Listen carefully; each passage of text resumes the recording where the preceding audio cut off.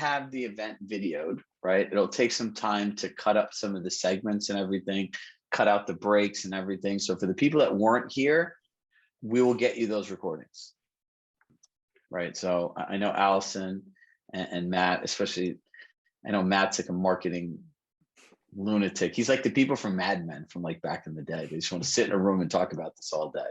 So, you know, one of the things I think is important coming off of these, and actually this is the topic is very timely for all of us. You know, as leaders, we often get really excited when we hear something new, right? Like who's heard something exciting new and you come back like coming in hot, Stacy Froelich style, right? Like you're like, if you meet Stacy, she's coming in just like, she's like, I'm here, right? And you think about this, when you got somebody that's like, I'm here, and then you got another person that's working at a computer like this, it's kind of like, oh shit, right? Like this is where the challenge happens. So one of the things that I wanted to take some time to share with everyone today is, how do we share all of our new exciting ideas with our team members?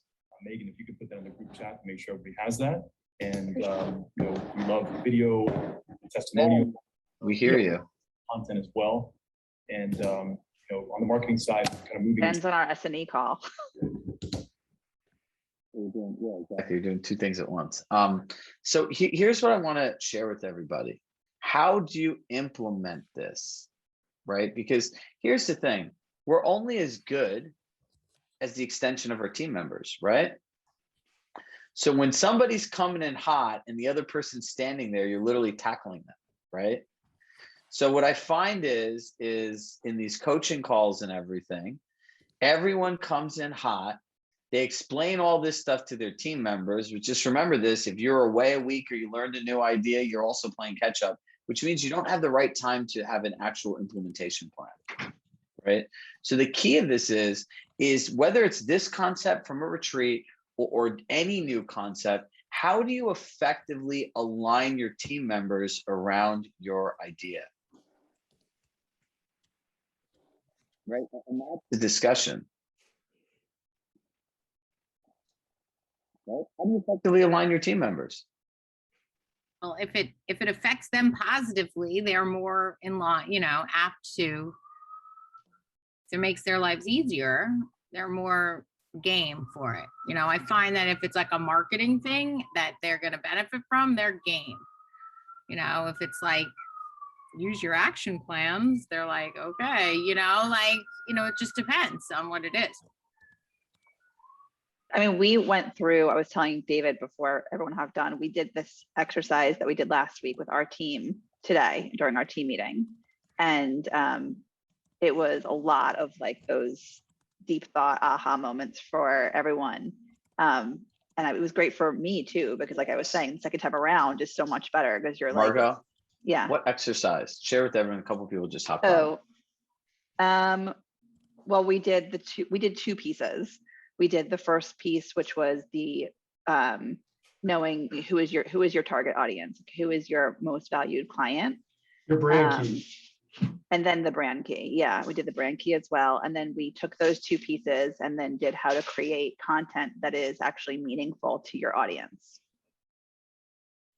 So you repeated the discussion that we had in some sense with the folks in San Diego, is that right? You looked at the audience first, you thought about who that is, then you looked at the values, you thought about what the values are that best express the team, and you talked about style, that kind of thing. Is that what you mean? Yeah, and then we used team members, and I did, you know, the same thing that a lot of us talked about in San Diego, that we're all guilty of making marketing about us, you know, even if it's like, here's my new listing, or you know, whatever it is, and then just said, okay, how could we change that messaging while still, in essence, showing that this, you know, great new listing that you have, and making it connecting more with your target audience using your values. The question I have here is, right, see, that is an inclusive process, right? So that's, I would say, a great example of great leadership. She went there, she brought them through the exercise versus, you know, I'm guilty of this because my team always says I have agent brain, right? They're like, Chirag, you're just like an agent. I'm like, well, that's what I spent most of my life doing. You come back, all of the marketing is all wrong, right? Or all the marketing now needs to be this, right? And that's generally how people communicate with their team members. We need to make everything not about us and about this. And like people are overwhelmed, right? Stacy's laughing. Like, you know, it's like we have these light bulb moments. We got to remember they're not sitting next to us, right? Lack of clarity leads to confusion, which leads to certainty, which means people go back to doing whatever they know, which is the opposite of change, right? So if we don't give our team members clarity on what we're talking about, right? Step number one, create clarity around the conversation. Step number two, get them aligned around the conversation. Step number three, ask them questions. Get their feedback and input. And it's really important because when people give feedback and input, now they have an ownership to the process. If they don't give any feedback and input, it's like you're just telling them what to do, and odds are they're going to be confused. And number four, create a full implementation plan plus schedule, right? Like, when are these things going to get done? You know, one of the things that we share with our teams, because I want to do everything really fast and right now, right? Like I just want to go, right? And I told them, I'm like, when I have all these ideas and I share this with you, it's not that they're good ideas, but timing's probably bad, right? You repeat this after me. We have no problem doing this. What else that was a priority yesterday don't you want to get done? And as soon as I hear that, I'm like, whoa, hold on a second, right? Give your team members the right to push back, right? Empower them, right? You just got to remember, they're keeping track of all this stuff, right? Stacy, like Rob has all of this stuff in his head. Your marketing manager's all this stuff, Jess, right? Like Brian has all this stuff. So if you keep adding this stuff to people, you need to know and give these people the right to help you pull away. Like, this is being, one, a good leader, and two, this is really helping yourself out so things actually get done. David? I always say, you know, you have to go back and think about what is it that makes us a team. And if I ask you, what is a team in general, what is a team? Most people say it's people with with common goals, a bunch of people with common goals. And that's true, but there's a second part to it that I think is really important that's usually overlooked. And that is, it's not just a group of people who have common goals, but that they have a shared approach to business success. That is, we're choosing to do our business in a way that we believe is going to make us the most successful. And everybody knows what that process is, and they know how they can contribute to it. And what I see on so many teams is that the boss has one idea and the admin person has another idea, and the people out in the field, they don't even think about what's going on at the core of the team. They're just like themselves. They're out there doing their own thing. And so from my point of view, that's not an alignment. You know, to be in alignment means to understand how it is we plan to work together to win this game. You know, if you're the coach of a basketball team and you say to your team, we're going to win with defense, everybody on your team needs to know that you're going to win with defense. You can't have 4 people on your team saying we're going to win with offense and I'm not going to care about defense, right? If that's what your approach is, that's fine. It doesn't matter whether you say this approach or that approach. You go with what you think is going to help you succeed in the market. But if you're bringing along other people with you and you want to leverage the capacity and potential that they have, there needs to be some kind of alignment there. And so in building out what it is that we feel is our successful approach to business, definitely a part of that is what is our brand and what is our marketing. And everybody has to know what the kind of fundamental pieces there are. And everybody has to feel good about participating in that in whatever way makes sense given their role. And so it can't be something, as Chirag's saying, it can't be something that you just like, you know, change every 2 weeks because nobody's going to follow that. They can't keep up with it. And secondly, it can't be something that nobody else knows about or cares about. It has to be something that they're aware of and that they care enough about, they're going to participate in and contribute to. And so when Chirag says you need to be inclusive, absolutely, you're bringing people into a dialogue about how you intend to win together. And if you're not having that conversation, then you're not participating as a team, and you may not be able to leverage the capability that your team potentially offers.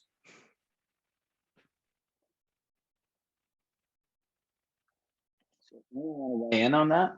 I think that's right on. Just to piggyback on that, David, is actually, I was listening to a pretty cool speech this morning by Marcus Luttrell from one of the Navy SEALs that was in, Lone Survivor, and it's a really powerful speech. You guys should look it up. It was almost like tearing me up. It was pretty powerful. But there, if you ever listen to a Navy SEAL guy talk about teams, And he was talking about how everybody knows each other's role in the Navy SEAL team, in and out, because if something happens to the next guy, they're still going to accomplish their objective. Like they know each other, and it may not ever happen, but they know, just to piggyback on what you're talking about, they know exactly what they need to do to win the game. They're so aligned, even down to the roles, that if something happens and someone goes down, that someone could pick up the radio, knows how to operate it, or whatever it is. And it just made me think about it from what you were saying. I may have said this before, Matt, and for everyone, but the research clearly shows that teams that perform at a consistently high level are aligned in 3 key areas: goals, roles, and rules of engagement. That is, everybody has the same understanding about what the objectives and priorities are on the team. That's goals. Second, roles. Everybody understands what everybody's role is and how everyone is participating, and they can fill in as necessary or appropriate. And third, everyone agrees to the same set of rules of engagement, which are how we're going to be doing the work together, how we're going to meet, how we're going to share information, how we make decisions. All of that stuff is in there. And so when we do team alignment work, a big part of it is helping them get aligned around those 3 things. And what we find so often is the leader thinks that everybody's on the same page as him or her. And when we go and we talk to those people and we ask them some simple questions, we find out that everybody's all over the place. And so it's no surprise that there's a large loss factor between all these relationships, because the boss is assuming everybody has the same thing in their head that's in his or her head. And it simply isn't true. You have to work at creating that kind of awareness and alignment. That is definitely what happened when Chirag's gonna laugh, because I always call it the insurrection, when my team sort of, I know Haneen had a similar thing, way worse. But I was so clear. I thought we were all so clear on everything. And then it was just, I was so wrong. But now I think everyone is clear. I guess I could be wrong again, but I don't think I am right now. Well, you have to remember the concept of entropy. And that is that things will move from a state of organization to a state of disintegration. And it's just like natural in the universe. Bodies decay after they die, and a house crumbles if it's just left there forever. Things move in that direction. There's always a force for that disintegration. And as far as teams go, the same thing will happen. If you're not constantly injecting integration, inclusion, clarity, all those things, it's going to happen. And so what you just said, Stacy, I've heard that from leaders all around the world in every industry, from teams as small as 5 people to as large as 100,000. We often assume that everybody's on the same page with us when they really aren't. When we start thinking about this, right? So what, we're coming to the end of a quarter, right? What is one initiative that each one of you want to do with your team in the next quarter?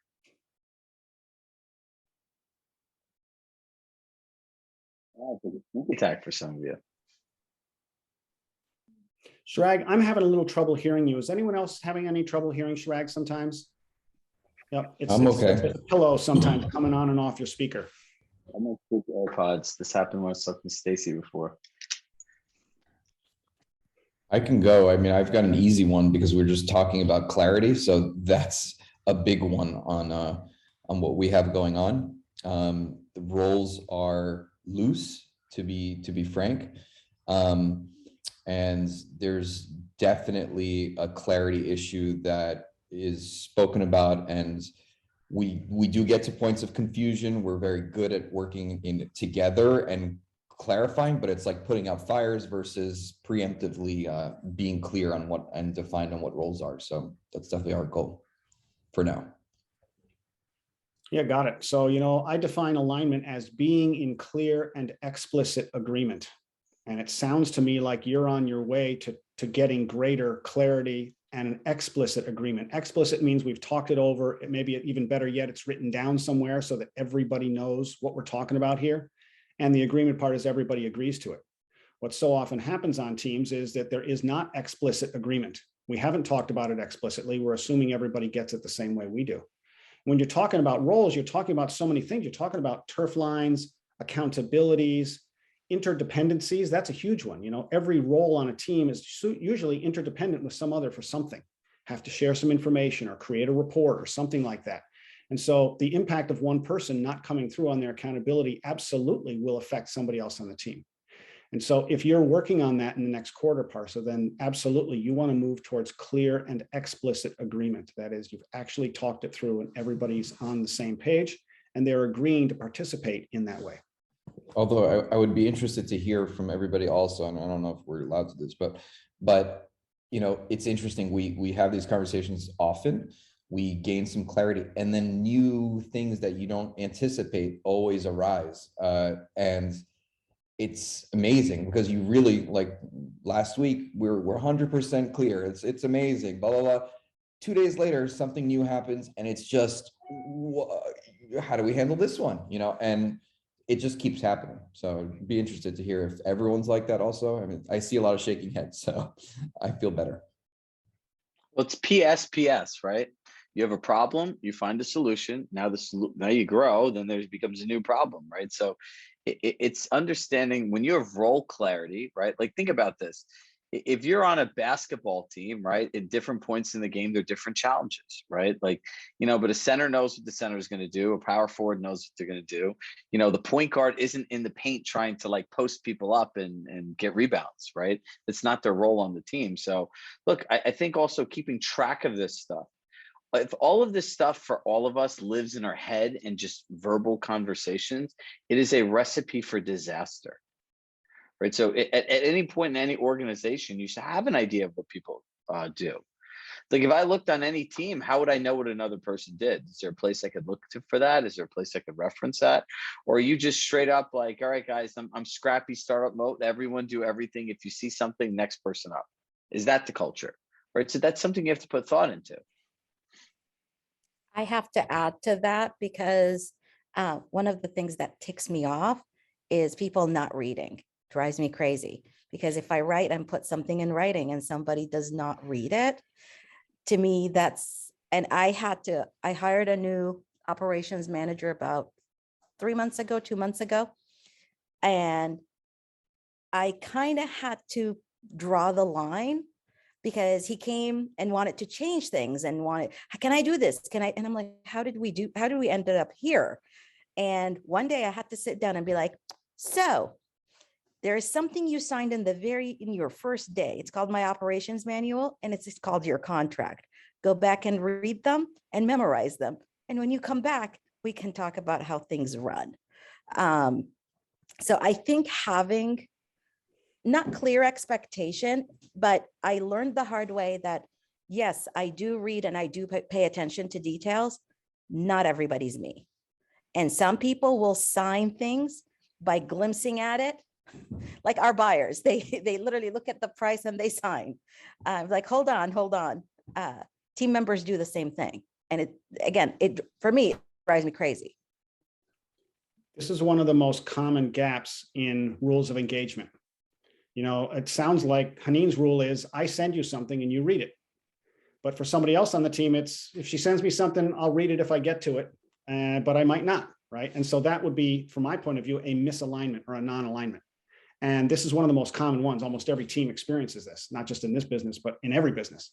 And so, you know, coming to clear and explicit agreement means people choosing to show up and read that stuff when we have explicitly discussed how important it is to do. And not everybody's willing to do that. And then as a leader, you get to make a choice. If this person's not willing to play by the rules that I'm setting here, maybe this person isn't right for my team. You know, the other part of that is, I was just writing a note to myself, is role clarity and roll out are two things that are married together, right? Think about this.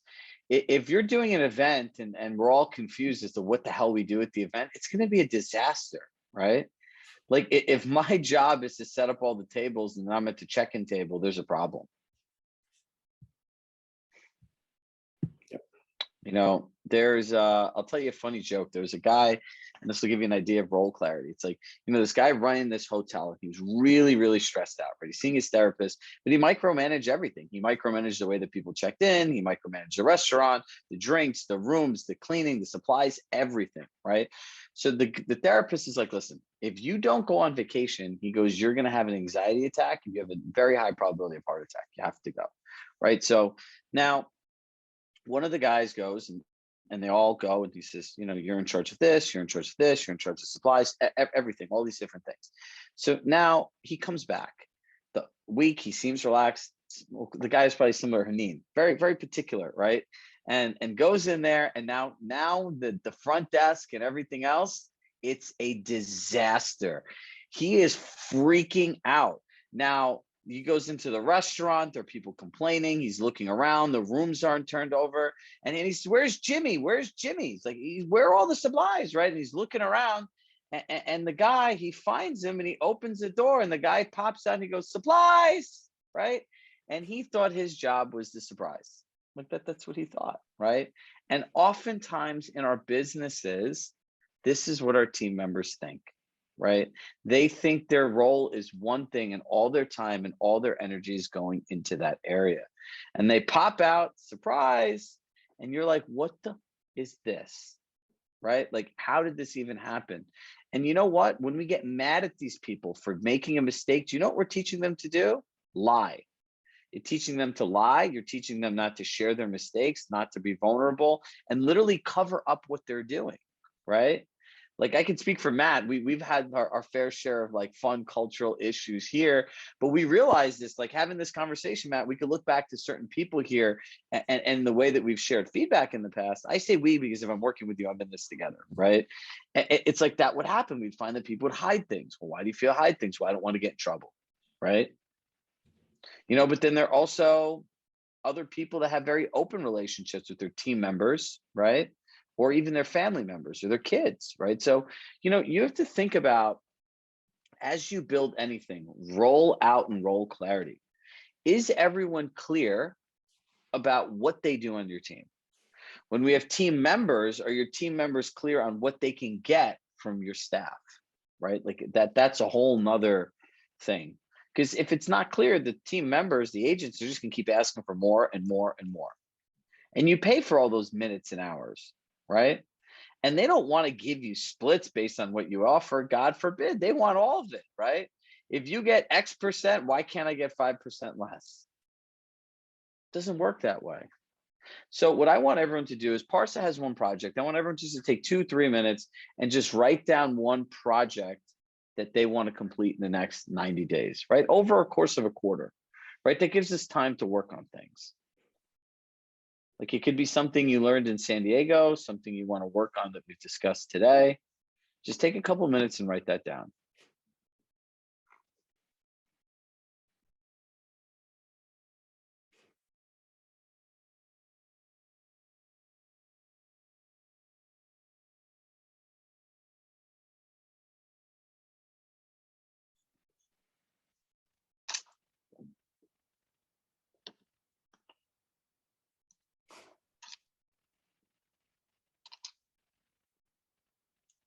Stacy, Froelich University, that sounds very impressive.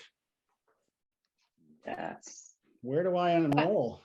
Well, I thought I had a good idea, and then I shared it with Chirag, and then he like upped it on a whole different level. So I training 2 new people, and I was like, oh, I thought I had the best idea. I was gonna have a weekly training session with them, and it was gonna be like Stacy Froelich University, we're gonna pick a topic. And he was like, well, why don't you record that? Because when you have other new people, you'd have to do that again. I was like, huh. So we're gonna do that, except, you know, the challenge is just finding the time to like record it, make sure the topics are good, elicit other people. And of course I want it to be good. So here's something you want to write down. I'm excited that she said this because she's going on vacation. So I have a list of stuff to talk to her about. But I don't Even want to for Barcelona tonight. Yeah, Stacy's living like she's like in college. Concerts, trips, more trips. So here's something you guys all want to write down. There's a thing called GrainCo, right? GRANI.co, right? So if you go and you've ever visited our library in the back and you're like, wow, they're like these cool little videos and like 3-minute clips, right? GrainCo, you can literally, and this is the best thing I think you all should look into for training people. Stacey, you're gonna be really excited about this. So you can go onto GrainCo and you can talk, right? And it transcribes all of the talks where you could highlight part of it. You're like, oh, I just want this part. It highlights this and it can export into little snippet videos. So you can pull out the text and everything else, right? So like when you want to train people on doing things, you can literally just talk into Zoom and then give it to your admin or someone else to sit there and figure the rest out. right? Jess, if you want to walk through like some of the ways to work with people or a way to present offers, give it to Brian, share your overall vision, right? Share with them how the end user is going to do it, go through the rollout, make him a partner, and then just record all this stuff once. Scott, Mike, welcome. So one of the things we're talking about is what are our initiatives that we want to do for the second quarter? So Stacy kind of kicked it off by Stacy Froelich University, right? So she's going to build like a training platform for her team members. You guys have like a legit brokerage. So I was telling them there's a software we use called Grainco. It's very inexpensive, but when you do a Zoom like this, it records it, and then it's very easy just to break things up into little clips, right? And then you could upload them into your own portal and make your own little training university with the login and password, and then it becomes part of your value proposition. Something to look into. All team members have Q2 marketing business plans completed and follow the use of the creation of the brand key and 5 C's. That's great. So for you guys too, we'll get you recordings from the marketing sessions and the branding sessions in San Diego when we have them. We did record them, so we'll make sure to share them out once I edit them. So Margot, you have to have a plan, right? A rollout plan, right? Like we can't do this all in one day. How are we going to purposefully do this over the course of 2 months in getting them there and giving them the 3rd month to put it all together? Tommy, you could speak your thing. We could get it in here. Wait, is he no longer here? He's there. Oh, his hands are probably no. We'll leave you out of it, Tom. You can email me. Allison, No, I'm what's here. yours? I'm here. Okay. I'm typing something. No, you could just tell me and we'll type it in for you. We'll All save right. you the hassle. All right. Yeah. For me, it's creating a very consistent onboarding plan for the new agents on the team. That's where I've been really, really bad in the past. You guys can hear me? All right. Mm-hmm. Good. Okay. In the past, I've just been really, really bad with that. With the way I'm wired, I always just expected things to be be done a certain way, and you could get away with it in the beginning. But as your team grows and you bring on more personalities, different types of people, different roles, it really set me back quite a bit to where I felt like I was on a hamster wheel with a lot of the team members. So this upcoming quarter, definitely, we're actually in the process of writing a step-by-step onboarding process with the expectations of a new agent, no matter if you're new in the business or you've been in the business 20 years. And it all goes back to consistency, because as you grow, it just becomes more and more difficult to stay consistent. So setting that standard up front, I think it's going to help myself and my team out tremendously. So who here has to do onboarding? Anybody else? Let's be truthful now. What do you mean by onboarding? Like just bringing in a new team member? Yeah, when you bring a new team member, right? Like you, I know you very well, have a lot of specifics on how you want people to work, right? How you do things, how you write offers, how you communicate with agents, how you communicate with clients, and where is all of that information live? Like, how does somebody know, right? It's like, think of all of our businesses like these little small towns, right? You go to some like little podunk town, everyone knows the nuances and everything else. It's like coming to Compass. You're like, what the hell's an AEM, ASM, AMA, and all these other acronyms, right? So when someone comes there, onboarding and like literally implants somebody into your culture where they don't feel like an outsider, they don't feel like a stranger. So if someone else has an onboarding to do, you should connect with Tommy and you should build it together, right? Set up an accountability session, right? Like that you guys do the work together and share. And one thing I've found that's helped me a lot too is, it's tough with onboarding because you want to set the expectations, you want to have guidelines, but our business is not black and white. And I think that's one of the biggest things that team leaders and agents forget about.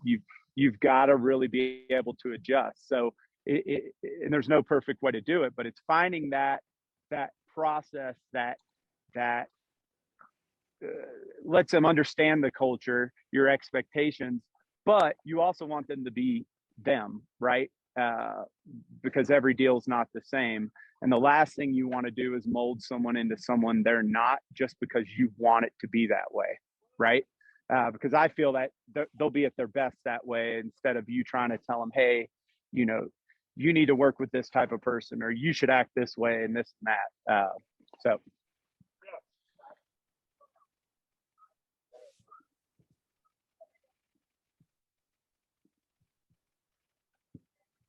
So that's onboarding. Who else has one they want to share? Defining, oh Jesus, define Matt doesn't, wow. He doesn't have one line. Let's see. Goals, roles, rules of engagement, present to team, get them aligned. Documents should include employee position we're actively trying to fill in right now. It sounds like you need 3 hours with David Severance. Yeah, Matt, let's go. Let's dig in. Let's do it. Let's do it. With Chirag, we were working on this. Actually, it's funny you're talking about this in this call, because we talked about this on Monday, you and I, about roles and responsibilities. And I think that's something I'd struggle with. And I feel like I just got to document it. And I think getting stuff out of my head is a challenge and something we got to do. And then the alignment of the team. So you definitely could use your guys' help with that. Definitely. So Allison, let's go with, you know how to get listings. So like a new listing presentation is a would like versus a must, right? So when you say a manual with processes clearly written for an admin, give me a couple examples.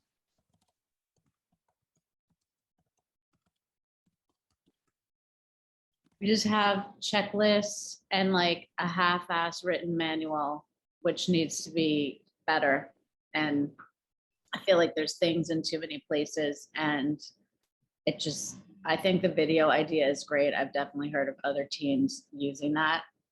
I just, you know, in my dream magic world, there would just be one spot where there's like how to do everything is in one place. It's hard though, because everything changes. Like you're constantly making little changes to what you do, but that's just the nature of it. It's never going to be perfect. So what I would do if I were you is I would get the Grainco software, right? You just sync it with your Zoom and start going through your checklist and just literally share your screen like I would do in a Zoom call, and just start talking through the task. And when the video's done, just hit end, and you could label the videos, and then one by one, you know, spend 30 minutes a day on it. And like at the end of 7 days, if you made 2 or 3 videos a day at 14 to 21 videos, and it's not a huge lift. But if you sit down and we're like, all right, besides Matt, right, who will sit and lock himself in a room for like 9 hours and come out with like a war novel, literally. Most people, like the idea of doing this all at once, it's overwhelming, right? Like, go ahead. Sorry to interrupt you, but I also feel like for us on our team, we see issues as they come. Like you're never going to always be completely prepared. So every time you have a different experience that you think the team can learn from or that you can implement, you just keep adding on to it. So it's like sort of like a to-do list or a spreadsheet, like how people introduce attorneys was a new one we just had yesterday, because they were sending a fact sheet without even connecting the attorney, and the attorney was like, that's not how it works. So we just find out little things like this, and we see mistakes or, you know, wherever they can learn, and we just keep implementing them as they come.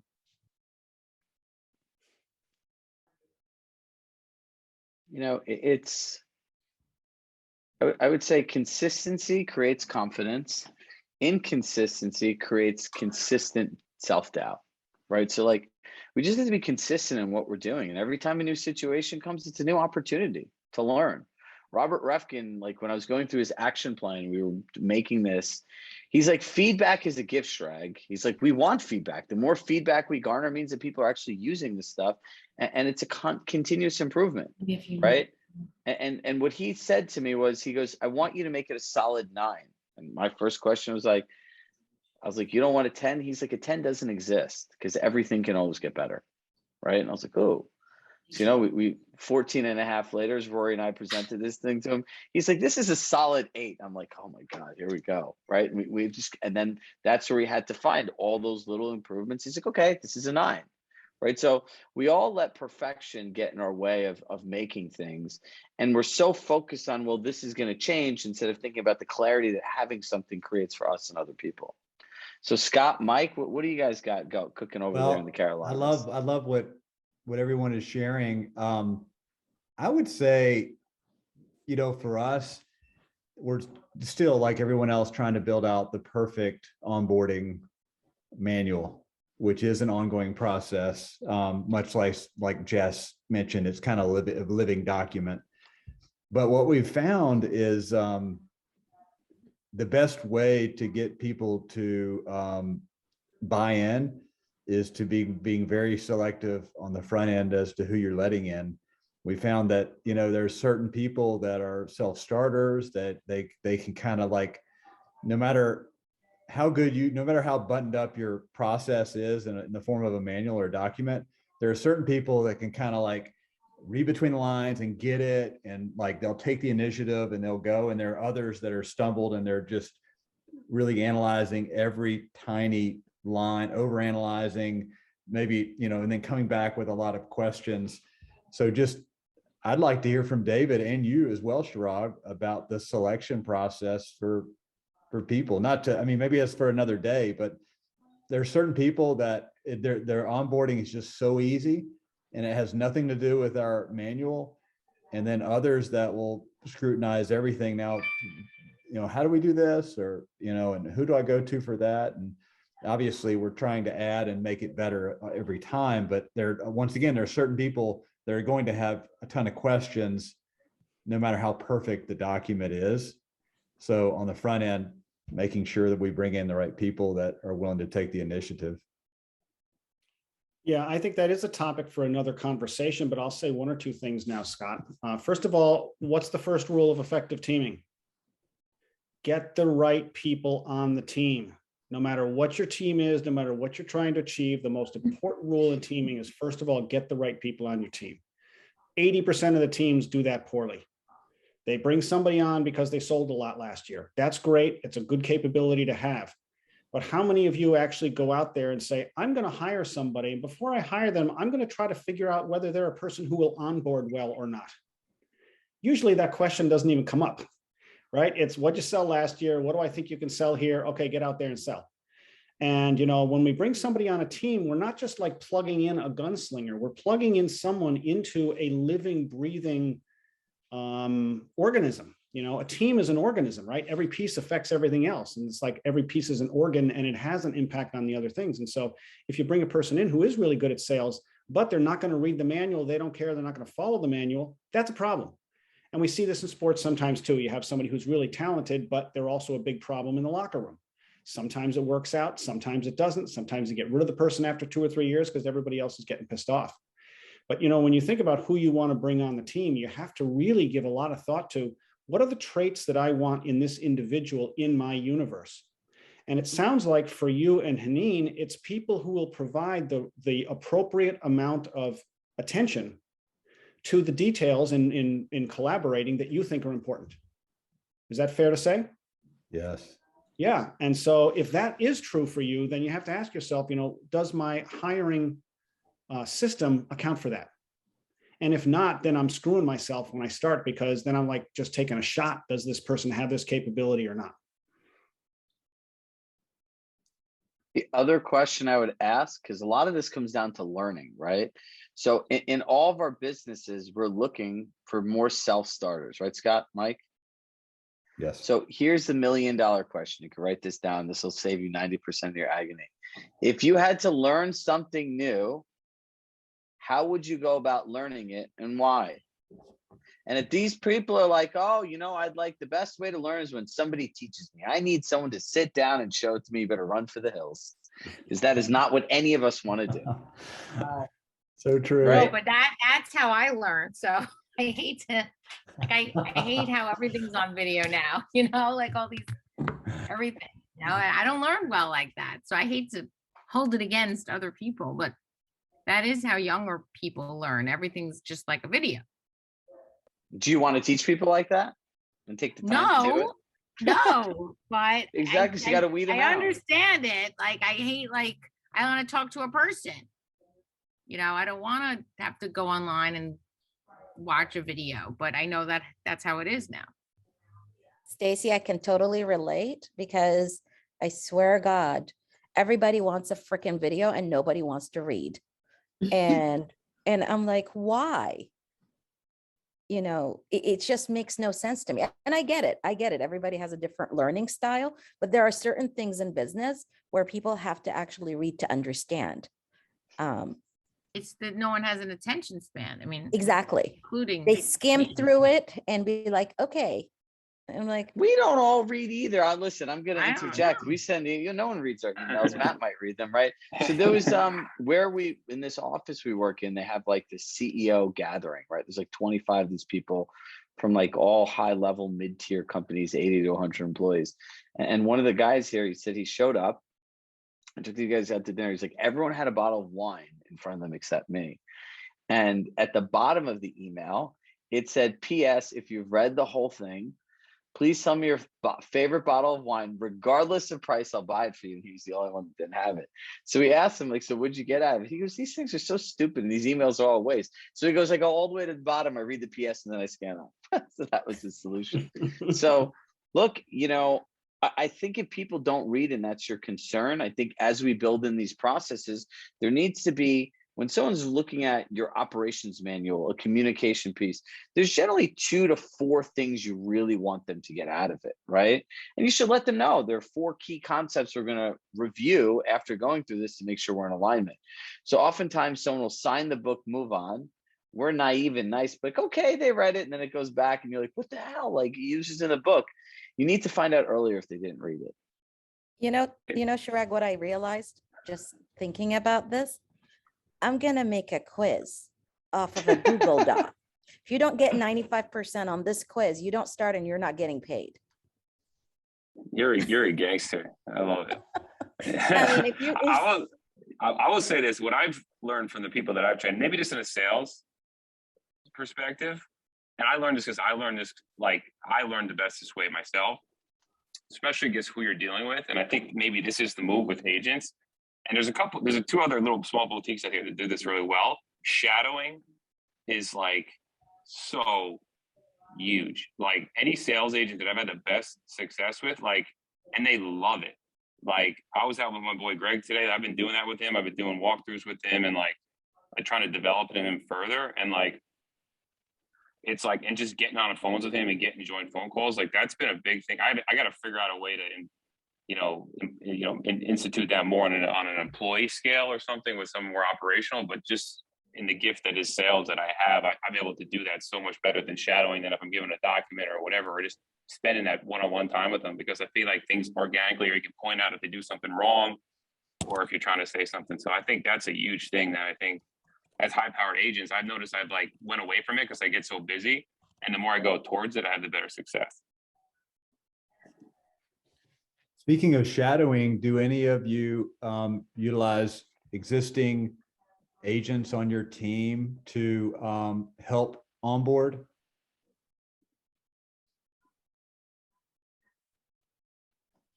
There's nothing official, but yes. So I'm training, or really they're not onboarding because they were on the team. We're just changing roles. And I'm going away, and I asked every single agent on the team to pick a day and have him shadow them, bring them to a buyer or to an open house or whatever it is. And I've asked each one of them to do that.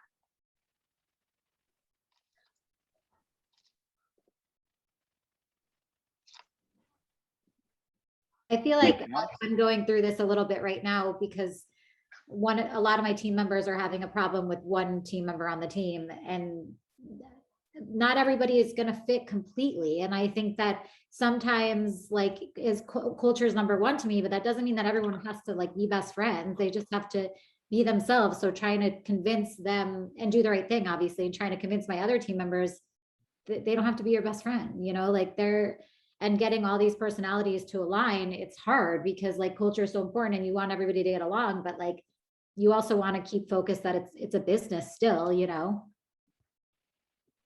How many of you currently have a written process for onboarding people? Yeah. Yes, 1, kind of, 1.5. Yeah, got it. I mean, you're so clear about how important it is for you to write down roles, write down your listing book, listing presentation stuff. this is another opportunity for you to get really clear about, should I have somebody shadow? And if so, why? And what is enough shadowing for my team? Is it 3 times? Is it 10 times? Is it 20 times? Is it every aspect that the agent might face? Is it certain aspects only? Is it with one of my agents only, all of my agents? Lots of questions for you to answer, but you want to come up with a bona fide approach to providing the people the tools that they need, the experience that they need to succeed. What I see, most teams do this in such a haphazard way that it's, well, whenever the person comes on the team, whatever time I think I can spare, I'll give it to that person. And from my point of view, that's not strategic enough. No, I think about opportunity, right? Onboarding, you can't scale without effective onboarding, right? So Scott, I'd be interested, send me your onboarding document. I'd be interested to sit and poke some holes in it and see where it is. The other thing is though, when you're doing this, you need to be like, when someone's like, oh, I don't know where this is, right? Like in any process that we're looking to improve, we always want to get feedback and we're always looking for patterns, right? Now, listen, we're almost towards the end. A couple of things for going forward. Next week, we have a meeting with our peer groups. We're going to figure out how to do it in here where David can, we can kind of zoom around with you and hop into your groups. And you have to be focused and you have to be aligned, right? And we'll go ahead and share a topic of conversation for you. Number 2, does anyone here have a marketing person on their team that does marketing for them? Like a marketing director or employee? Yes. Yes. So I would suggest 3. So I would suggest the 3 of you, Scott, Haneen, and Scott, Mike, you guys are a duo, sorry, Haneen and Stacy. Normally Mike's the talkative one. This is kind of funny. He's the chatty Cathy, right, Scott? James. The 3 of you, I would suggest you guys,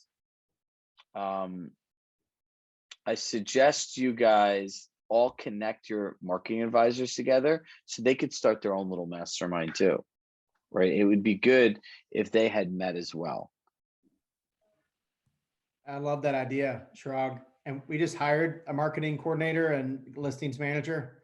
And so we want to kind of, develop her on the right foot. She's underneath our ops manager right now, doing similar work that she's already doing, trying to offload, but we want to develop that. And I don't think we have a written process for our agents, but we're still enveloping that for our staff and working through it. So it'd be great to see and have that mastermind in place. Yeah, it's a good place to share marketing pieces, initiatives, and everything else, right? And then eventually we'll put everyone's admin together. Yeah, and I also feel like now that we know this key, right, about, I think we're all aligned with you marketing versus me marketing, maybe we don't have to recreate the wheel and we can all have them all work together and just rip off and duplicate. Yep. And Scott and Mike put their onboarding into the chat. So anyone wants to see an onboarding document, you can click it. So I'm going to pretend like I'm an agent onboarding to your team. I should have some fun going through this. I'll give you a list of questions. Like I said, it's not complete. Okay. Don't hurt me too bad. It's never going to be complete. So when you think of onboarding or any of these things, write this down: FAQ and SAQ. FAQs are general questions. SAQs are the questions they should be asking, right? Like if somebody joins, they should be asking, after a closing happens, what is the process of the team getting paid and then I get paid? That's something they should ask. So then all of a sudden a check doesn't come in and they're not blowing up your inbox thinking the money comes tomorrow. That's just one example that comes to mind. So David, do you want to add in for peer groups? Yeah, so not much else to add at the moment, but what we want to make sure is that the peer group experience becomes an awesome adjunct to our conversations here. And so it's important for you to first show up. Secondly, show up with an intention, as we set up in San Diego, to give and get. What you create in your peer group is simply a reflection of what each of you bring to the peer group. And so you won't find an opportunity to be together with more successful agents than this program and your peer group. And so as we set you up each time for a specific conversation, make sure that you are kind of clear on what you want to get and how you want to contribute to the peer groups. Some groups, want to connect with each other and develop those personal relationships. That's good. but make sure that you have a conversation with each other about what would make it the most successful part of this program for you. Some people really want to dig into the conversations that we have or some aspect of them. And if that's what everybody wants, you should make sure you do that with intention. Don't just show up and have a haphazard conversation. The intention here is to have a focused, useful conversation and develop relationships along the way where you come out of it at the end saying that was really quality time spent for me. Look, Margo, everybody, you have a this hand up? No. Okay. Margo's a habitual rule follower, so I didn't know that that would be a very Margo thing to do, is to put her hand up and not cut somebody off. So look, I always leave it with this. This experience is what you decide to make of it. Every person can learn something from someone else, regardless of where you are in your business, right? It's, there's a saying, if you look at anything long enough, you could find something wrong. And I always say, if you look at anything hard enough, you could find something right. Who you choose to be in these moments, in these groups, is a reflection of what you're willing to receive. If you think you're the smartest person in the room, you're in the wrong room, right? Because other people that are in different places in your business are a gift, because they're going to ask you different things. They'll make you think about different things. And everyone has something to share. If not, they wouldn't be here, right? And in some weeks, some people might be really inquisitive, but just remember, where you are today, you were in someone else's place before too, right? And this all kind of comes around. And, I always trace it back to, I remember somebody referring me a $1,300 rental and being like, why the hell do I want to do this? But it was somebody's friend. I went there with a smile. I worked my ass off like it was a $13 million place.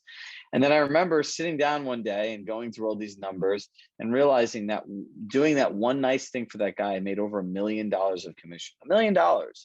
I remember taking all these people out to dinner and being like, they're like, why'd you bring me out? Why'd you bring all of us out to dinner? I said, because every single person in your family has bought and sold real estate, all of them. And it was crazy, right? So look, you don't ever know like the ripple effect of community and contribution. And the group has a lot of diversity, and that's a gift, right? So make sure you show up, make sure you're present, make sure we're going to give you the topics, make sure you're prepared to bring something of value. You all have something to give. So just don't show up curious, right? So look, we'll keep doing this. And for the second quarter of peer groups, we're going to have all this stuff in our vault and everything else.